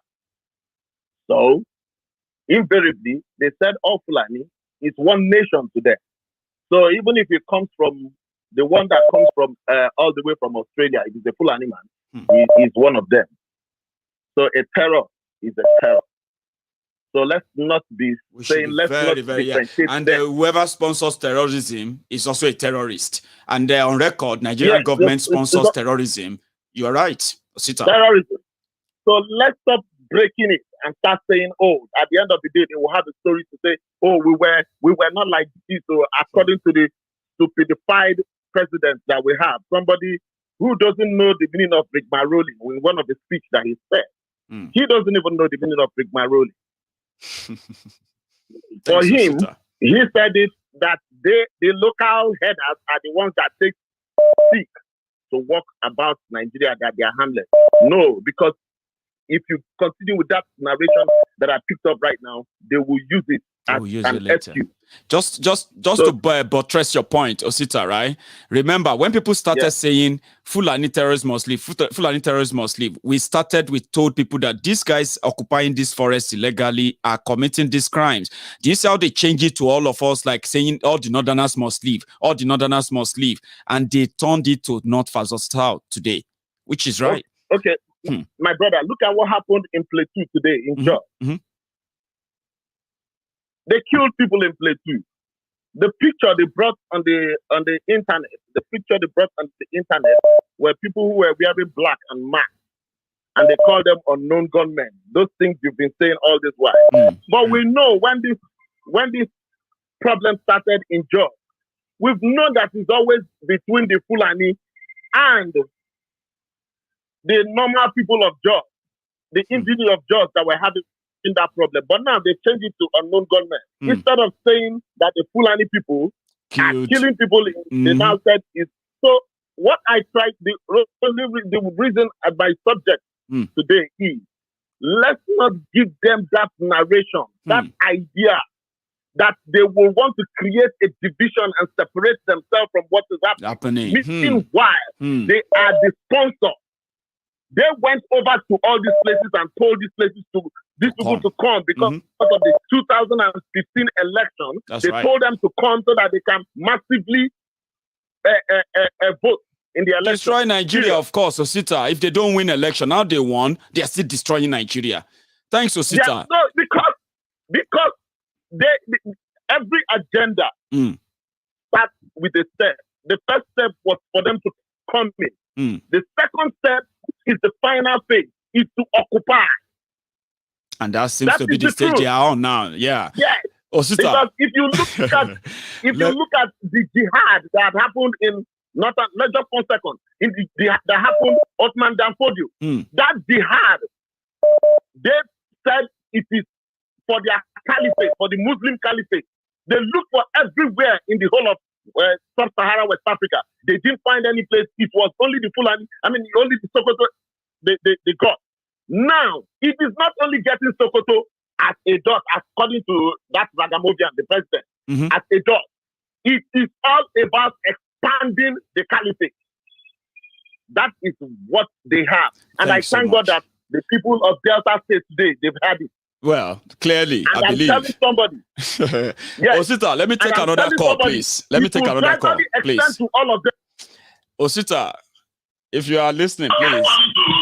Sometimes when I use thank you during my call, I'm just telling you to bring it close, okay? Please don't stretch it for the sake of others, all right? Hello. Hello, Maiyegun. Hello, sir. Your name? My name is Ekene calling from Manchester. That's a very long one. Did you say Ekene Dileshuku? Yes. Calling from Manchester. That's a long one. I remember. Okay, Ekene Dileshuku. I get that, Baba. You are live now. Thank you. Okay, I want to start by thank you for all the good work you've been doing. Thank you.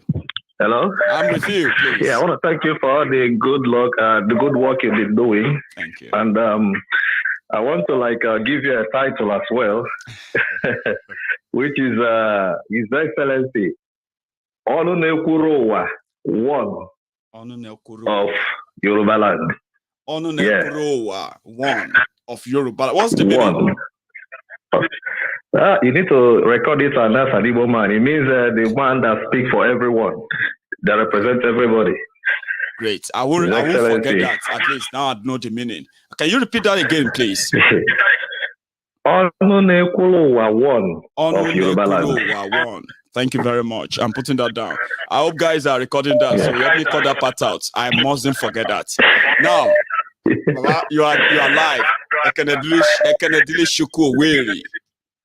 Yeah. I want to start by this is a message to my Igbo brothers. I mean, I just want to bring it to Nandi and Nandi Kanu and Sare Dokubo. This is not the right time to fight. They should stop fighting. Everybody should come together. We have one goal we need to achieve. I don't want us to be distracted by all these. No, Nigerians are trying to divide us by any means necessary. That's right. So I'll make it short. We should all come together, fight this fight, and achieve what we want. Because when I mean this man called Buhari is a very useless man, he's not a good president. He's the worst person I've ever come across as a president. I've never seen Nigeria as bad as it is now. It's as simple as that. Yeah, so keep up with it. Yeah, and one more thing I need to say. Please. All those people that keep attacking you and telling you, you should stop talking about religion, stop talking about that one. I don't think they listen to that phase whenever you want to start your program. That place that says that you're the one that touchlight every corner. You don't leave any corner. So I don't see the reason why they should be attacking you. Well, they are listening to you, and even on all the attacks, they are still kind of addicted, like all of us. We are all addicted to the page, so they can't go away. So we'll do our best to convert them, We'll continue to do that. Thank you so much. All right, thank you. You have a good one, okay? A very good one. I love the fact that it's about peace. I've seen the video where, Asari Dokubo was lambasting Mazi Nnamdi Kanu. The stories don't make any sense to me, okay? But I've always been that kind of a person that doesn't like fighting or meddling in a fight between people who have one way or the other, one time or the other, or even presently still fighting for their people, no matter how much people don't or people disagree with them. What Asari Dokubo was saying is completely doesn't make any sense. We all know that if you have paid attention very well, though everybody is calling Nnamdi Kanu. And Nnamdi Kanu is the leader of the IPOB, is the leader of the indigenous people of Biafra. You know that the organization that, represent the people of Biafra, he is not the accountant. He doesn't take any money. Biafra as IPOB means that he doesn't get anything directly to himself if you have allowed reason to prevail. But it is Nigeria.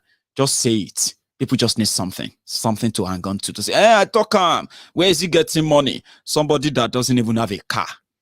How many of you will not be surprised that Mazi Nnamdi Kanu doesn't have a car of his own?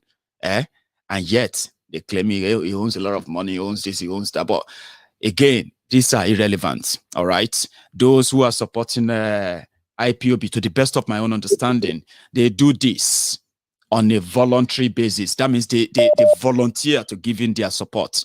Nobody is scheduled or whatever. So that's why I didn't say much about Asari Dokubo. Hello. Hi. Good evening, Maiyegun. Good evening, my sister. How are you? I'm good, thank you. You're welcome. So, your name? Alenora Ejiwa.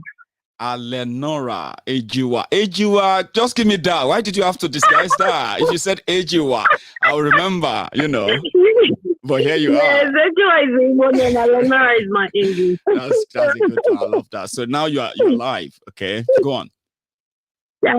Thank you, Maiyegun. Thank you. Nice to hear from you once more. It's a pleasure. Nice to hear from you too.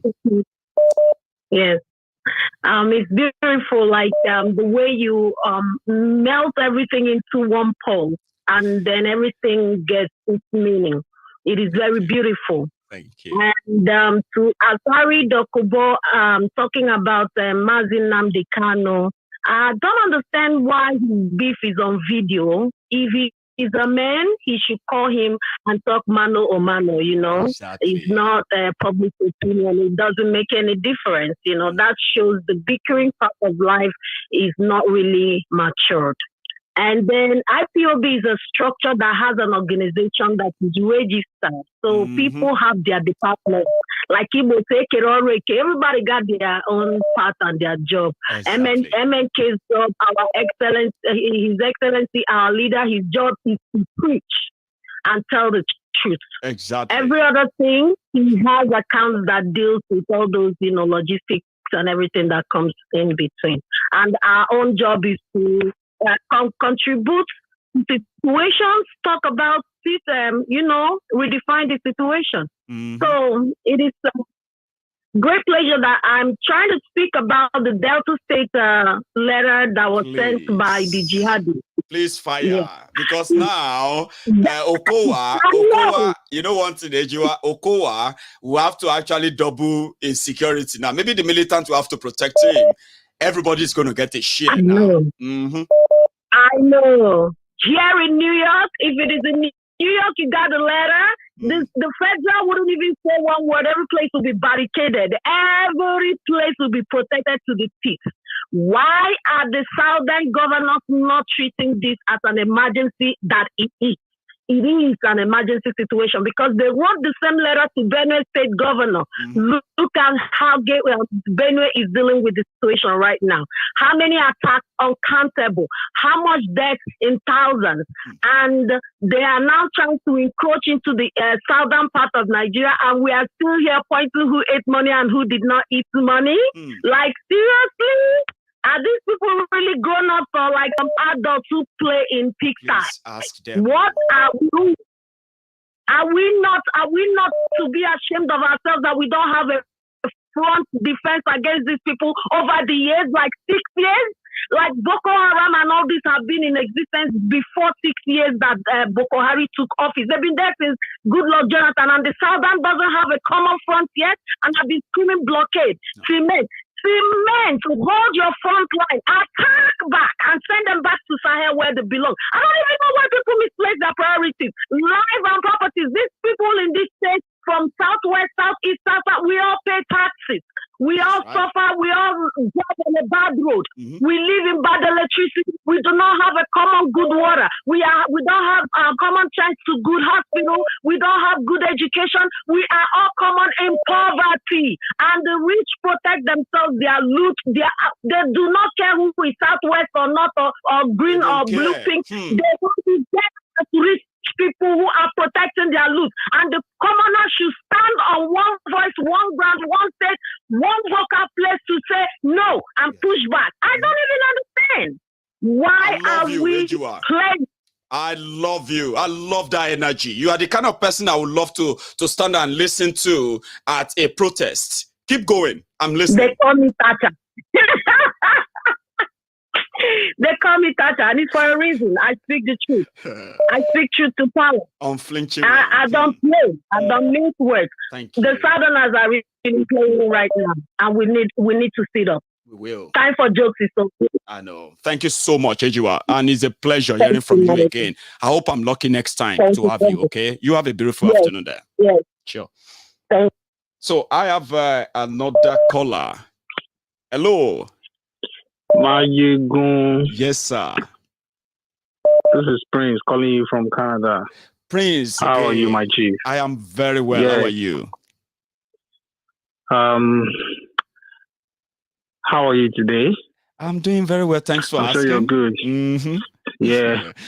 Now you are Prince. You see, the threat by the so-called jihadist group of, I don't know, wherever that threat came from. My only concern for Okowa and also the governors in the Southwest, just like you rightly said, today, you mentioned it that when they decided they were going to ban open grazing, they came together. You said it wasn't going to take effect, and everybody knows the reason why. They don't control the military. They don't even control the police. No. Do you know that in every state in Nigeria, you have 2 police bases. You have the mobile police and you have the police. The mobile police has its own base. In Lagos State, you have the Commissioner for Police. The mobile police head in every state is not even accountable to the Commissioner of Police in every state. So, looking at the army, who controls the army? One of the reasons why a lot of these governors don't talk is because they are incapacitated. That's right. Believe it or not. Maiyegun, I grew up in the barracks. I went to elementary school. I don't want to go into details of, the hierarchy and, but I tell you, it's high time the Nigerian governors, they start seeing this beyond what Prince, they can even imagine. Yeah, Prince, my own worry is that, listen, they have seen the northern governors, some of them who came up boldly to defend terrorists, to defend paying ransom to terrorists, right? But you will never see the southern governor to say boldly, I've taken a delivery of 5,000 AK-47 to protect my land, and then we have recruited this number of. They are not bold enough to say. They can't even say it with their chest. You see, it's because in the northern part they have no mind. They are those people are. Because I lived in the barracks, I can tell you 1 or 2 things about those people in the north. See, this night I don't want to talk too much. I just want to mention one thing. I just want to mention one thing to Nigerians at this stage. The thing is, we need to plan ahead. There is a looming crisis in Nigeria. For me, I feel Buhari is just the person that is sent by God to destroy Nigeria. To make it happen. To make it happen. So, you know what? He's treading along that path. Every step, he will talk and he will just take. Imagine how can a president Prince, be talk? I know. You would think if they are humans, right? They should see the sign that Nigeria is imploding, right? Nigeria is just about going into but they don't care. If you listen to them, they don't care. They don't see it. Then you begin to say, well, maybe they are actually doing the Lord's work to make this division work last. Yes. Something is not right, Prince. Yes, I know. It will happen. And we're getting closer to it. The president is talking about open grazing routes in this century. He went to London. This guy goes to London. Does he see anything? Has he ever come across open grazing routes in London? Toba Lobe. But anyway, I know that. Thank you so much. Just want to charge Nigeria, they should open their eyes. Things are about getting worse. I tell you, Omar Shele. It's about time. It will happen. Thank you so much. All the best, Maiyegun. Yes, I wish you the best. You have a good one, okay? All right, regards, please. And you too. Yes. So that's a Prince from Canada. The people who are like, hello, Maiyegun General. Yes, sir. Give me a sec, please. J. Thank you very much for your super sticker, by the way. Let me read the chart. It's a very long one. A country that impoverishes our citizens and has no future, of course. Nigeria leaders are puppets for the Western imperialist government. They all have dual citizenship. They have mansions abroad. To them, Nigeria is just a business center. You can't pretty much say it. I can't really say it better than that. Thank you very much, J. Hello. Hello. Hello, yes, sir. Maiyegun General, God. Yes, your name? Yeah, my name is Nnamdi. I got an Nnamdi. I don't want to ask you the second name, please, but I'm going to stick to Nnamdi, okay? So, Nnamdi, how are you? I'm fine. And how are you doing? I'm very well. Thank you. So, where are you calling from? Yeah, I'm calling from Ukraine, Eastern Europe. Good one. Now, You are live, please. First of all, I really want to appreciate your tireless efforts towards this struggle, and each and every one of you in forefront. I wonder how you people sleep. You guys are very creative, and I believe that God will always strengthen you people. Amen. And bless you people more, with wisdom. Amen. For you not to slack. Yeah. Amen. And again is that I want to make a contribution relating to what in Nigeria. Mm-hmm. Let me emphasize on the northern part. The northern part, I had one-on-one chat, though it was on the phone with a core northerner. He's an Hausa guy from Kano. So the boy said a lot. He said a lot that their politicians purposely, denied them education, especially the Fulanis, just to control over them.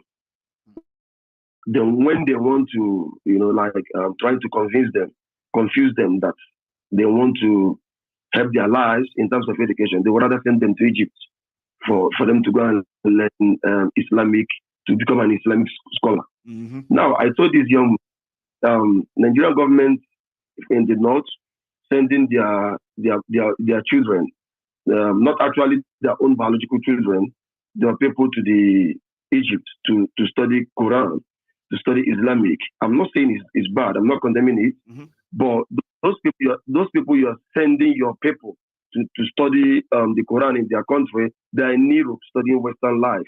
But you don't want Western life in the northern part. Who is stupid? The boy and I said, "Oh my God!" I said, "Of course, I have Egyptian friends here. They laugh at us. I have Algeria friends here. I have Syria friends here. Afghanistan friends in Europe. They are studying in Europe. They are in UK studying. But you go to their country to study Islamic, to study terrorism. While they are here, studying how to live a good life. How to live but why you send your own people? But those politicians, they send their kids to UK and US to have the best education, to study in the best schools, Oxford University, to study in Harvard University. So who is deceiving who? The guy now said he can see that. And I asked this guy, this young man, I want to know your religion. He said he has no religion, that he emulated from his father, that his father has no religion. And he asked his father why. The father said no, because most times too much religion, we will not lead you to the right path. That the father believes in of karma. That the boy now said that's the reason why he has many friends. I said okay. The boy now elaborated how Usman Danfodio came to Nigeria. The boy now said everything. I asked him Sokoto. He said Sokoto is called Hausa. That these people conquered them. Katsina is called Hausa. He was calling tribes in the northern part. I want to let the world know the cry that we are crying in the southern part. The same people, there's majority of northern people that are crying every day, but they don't have a voice. They don't have a voice. And the reason why the whole thing is like this now is because the southern part, middle belt, we are more educated, we are civilized, we are exposed. That's the reason why we say no to it. And now, this 24th century is not 70 years ago. That's when we have no social media. Yeah, you can just lie to me that now that Maiyegun General instigated war against the Igbo. No, I see Maiyegun General every day. Every time. I follow his I follow you every time. Anytime you're online, I get the notification. So I listen to General live, and I'm speaking to Maiyegun General now. Live. You have to somebody will have to convince you beyond reasonable doubt that Maiyegun is propagating hate against Igbo. I know that would be a very tough one. You will need to bring a video. Of course. So that's it. Much. And even Chief Sunday Igboho, I asked my very good friend here. He said a lot of things about Sunday Igboho that made me to love Chief Sunday. Do you understand me? I do. That he's a man. He's a man that doesn't want other people to be cheated. He loves the equal rights. That's what pushed him into all of this. Of course. So for you to know what is going on, that Fulani, their agenda, thank God that God went through Buhari to settle everything, because Buhari has no brain. We have no president. Just tell me. So thank you so much, Nnamdi. Yes, sir. So thank you very much for calling in. Okay, yeah. Let me take another call. God bless you, sir. And you too. Stay safe, sir. So I have a caller, and that's gonna be my last caller. Hello. Hello, Maiyegun General. Hello, sir. Your name? Chooks from Stuttgart. Chooks. So how are you faring? Wait. Yeah. Chooks. Is that you? Yeah. Oh man. It's me from Stuttgart. You again. You are ending the call tonight again. Is that gonna be the fourth time in a row? I'm the destiny child. Do you always wait for this hour to call, or it just randomly happens? Well, don't worry, don't answer that. I'm going to try to figure it out because, I mean, that's something incredible about you. Now you're going to be my last caller tonight again. Okay, I have a lot of things to touch in very shortly. Great. First of all, that's one of the citizens of that dot in the circle. And I'm proud to be. You are a Dotian. You are from the Dotland. Dotland. Yeah, you are from Dotland. Good. I'm speaking to a Dotian now. Please go on. Secondly, even though I am from that place they called South, but I want to tell the people listening that my brothers in the from Anambra or Imo are not more Biafran than me. All my friends here, they know that. You don't even tell me that I'm a less Biafra. I'm a full-blooded Biafra from South, whatever you know. You want to call the place. I'm a Biafran before they created South. That's because right. why I made this mention, I saw a guy who has been making this noise in the comment section. They call himself southside.com. You know, I don't comment on the section, but I just say, let me just use that opportunity to tell him. The problem we are having in Biafra today is that the people who think they are more south, we are just quiet, watching to see if my Igbo brothers will be finished before they will start to speak up. Now, I think now is Nigeria is turn by turn. It is turn by turn Nigeria Limited. It's like the torchlight. The torchlight is booming to our so-called south, where I come from. I'm not surprised. I'm not afraid. And I know that they are going to come. But you know what? I believe that these people, they are always shooting themselves on the leg. That we working all those our so-called South brothers, my brother, whom I have been telling some of them, if I call them, they will be telling some reservation about my brothers in the South East. I said, look, I better allow myself to be cheated from my brother from South than to allow somebody who come from, who know a place I don't even know, to come and sit in our resources.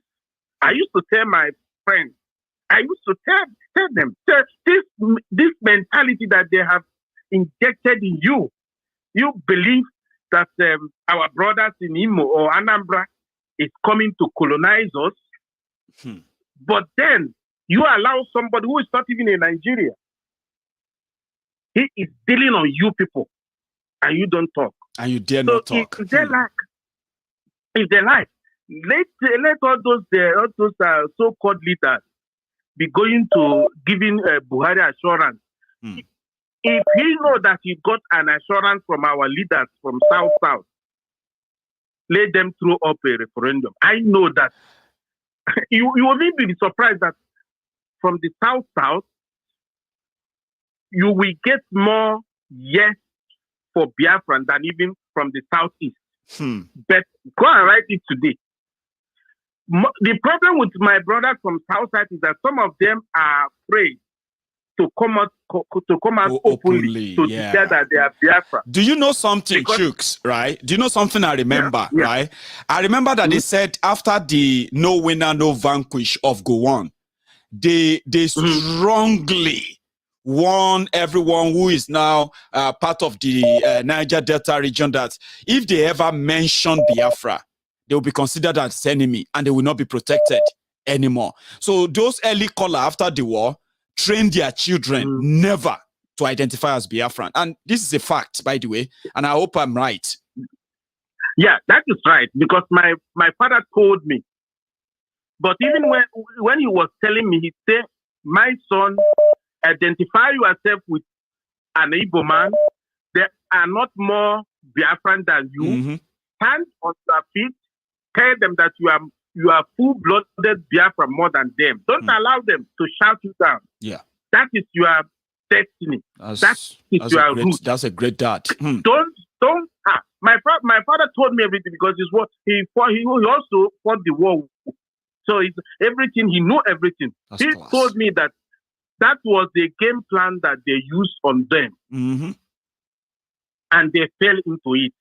And that he won't allow his children and his grandchildren to fall into it. And he told me, if I am alive and this question of Biafran comes again, fight for it. It is your destiny. It is what is for you.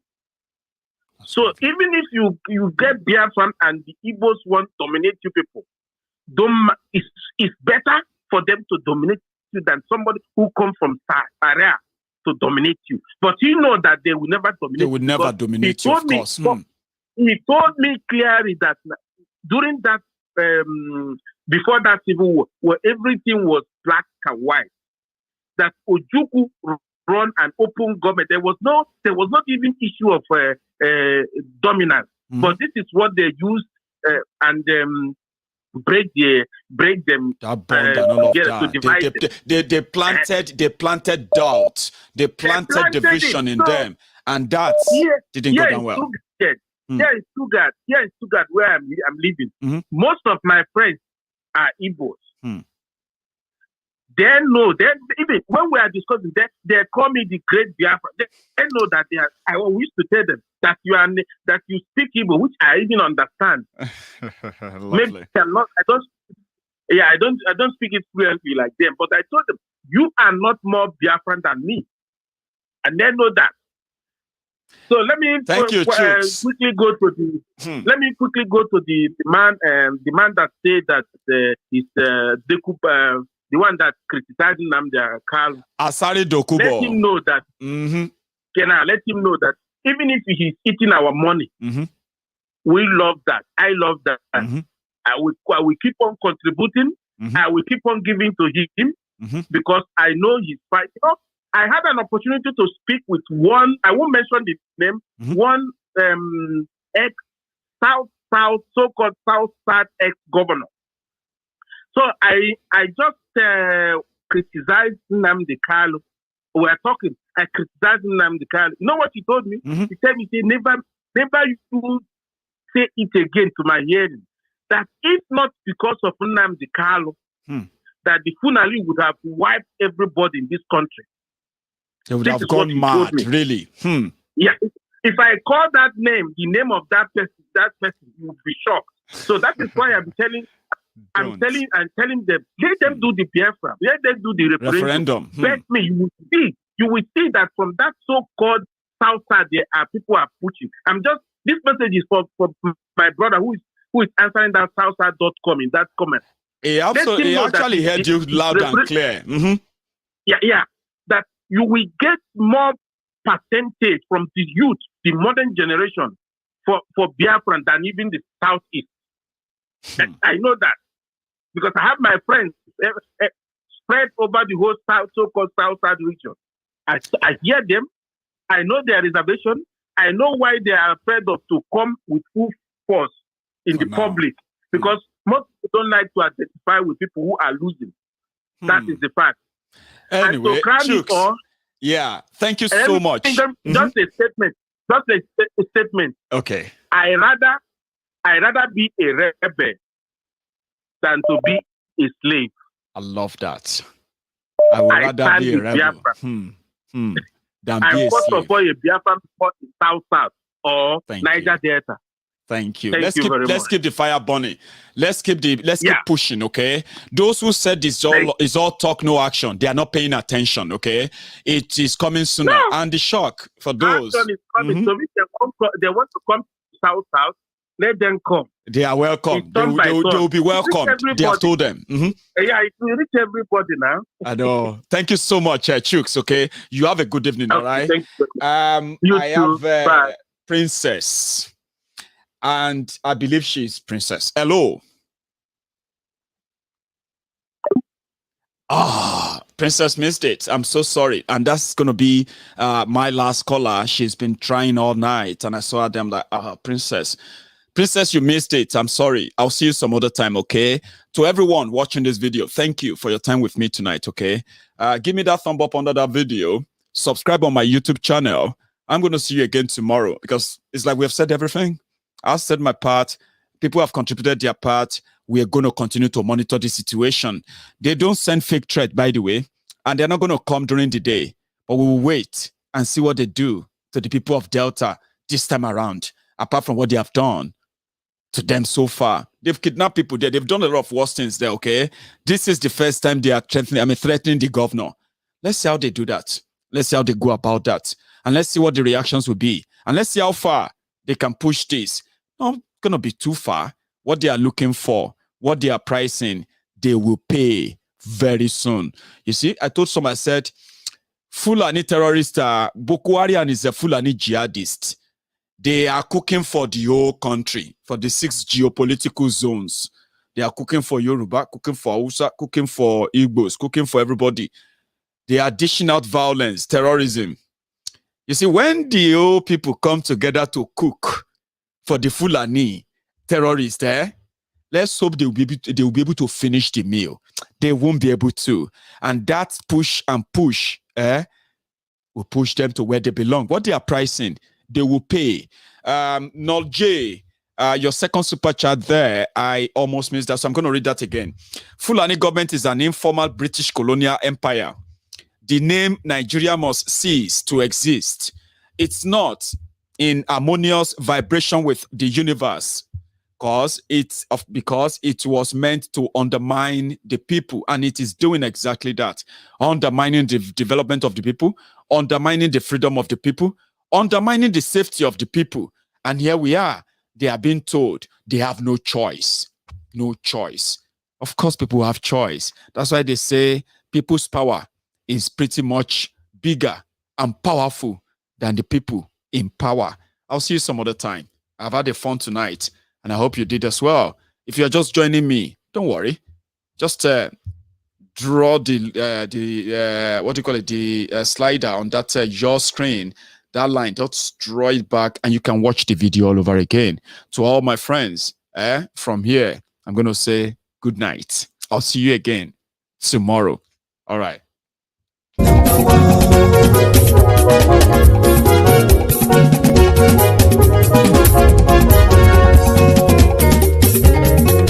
Àní ẹ̀sùn ràkì.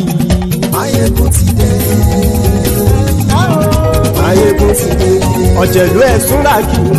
Maiyegun ti dé. Àní ẹ̀sùn ràkì. Maiyegun ti dé. Lórí Facebook. Maiyegun ti dé. Àní ẹ̀sùn ràkì. Maiyegun ti dé. Lórí YouTube. Maiyegun ti dé. Àní ẹ̀sùn ràkì. Maiyegun ti dé. Bọ́ba bá gbé wúrẹ́. Àní ẹ̀sùn ràkì. Maiyegun ti dé. Ijó ìgbádùn yẹ. Àní ẹ̀sùn ràkì. Maiyegun ti dé. Pẹ̀sìdó bá rúfin o. Àní ẹ̀sùn ràkì. Maiyegun ti dé. Kí gómìnà kówó jẹ. Àní ẹ̀sùn ràkì. Maiyegun ti dé. Ọlọ́pàá ti ń darí bá. Àní ẹ̀sùn ràkì. Maiyegun ti dé. Aṣòfin tí ń rúfin o. Àní ẹ̀sùn ràkì. Maiyegun ti dé. Òkúra olóṣèlú. Àní ẹ̀sùn ràkì. Maiyegun ti dé. ọ̀jẹ̀lú ẹ̀ súnra kì í. Maiyegun ti dé. Àní ẹ̀ súnra kì í. Maiyegun ti dé.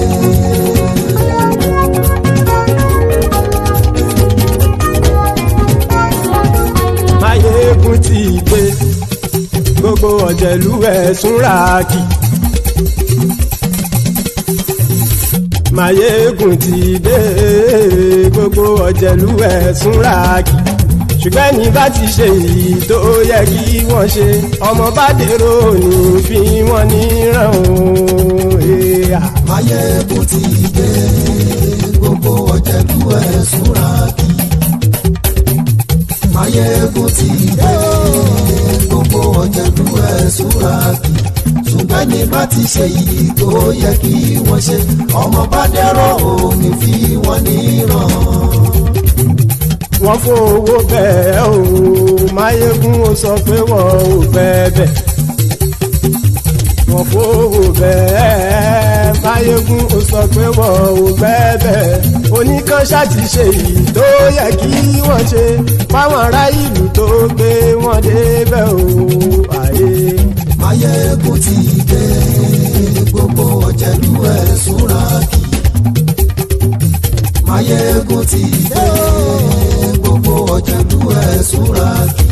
Ṣùgbọ́n ní bá ti ṣe yìí tó yẹ kí wọ́n ṣe ọmọ bá dẹ́rọ̀ ò ní fi wọ́n níran. Kì máa yí ṣe eré ọ̀rọ̀ yìí kì í ṣe ẹ̀fẹ̀. Kì máa yí ṣe eré ọ̀rọ̀ yìí kì í ṣe ẹ̀fẹ̀. Ẹni bá ti lè lẹ́bọ̀ lẹ́rù o ọmọ bá dèrò kàṣàyè tú wọn síta. Maiyegun ti dé. Gbogbo ọ̀jẹ̀lú ẹ̀ súnra kì í. Maiyegun ti dé. Gbogbo ọ̀jẹ̀lú ẹ̀ súnra kì í.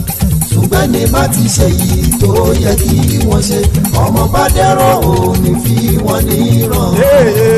Tẹnitẹni ọmọ Maiyegun ọ̀rẹ́ ara ìlú mọ̀mọ́ ni mo fọlọ́hún sọ ẹ̀ bá kìlẹ́bù. Lóòótọ́ olódodo ìlú ọ̀tá ìlú mọ̀mọ́ ni ìwọ ṣá máa ń ṣọ́ra kò sì mọ́ bẹ̀rù. Bọ́tà ń lé ìfóníṣègùn lé káwọn mọ̀mọ́ fi ṣera wọn ni ó ti dẹrùn tí wọn ò gbọ́dọ̀ sì mọ́ bẹ̀. Èèpo ọ̀bọ lọmọ bá dérò tàjẹ́ ò gbọ́dọ̀ jẹ́ ó ti jọba lórí àbínú ẹni kò sì mọ́ fòyà. Àìsíwọ́lu ní ẹnìkẹ́ ìgbódì ẹyin lábàrá o ó kó ẹni tó bá dán o àkàmù. Maiyegun ti dé. Gbogbo ọ̀jẹ̀lú ẹ̀ súnra kì í. Maiyegun ti dé.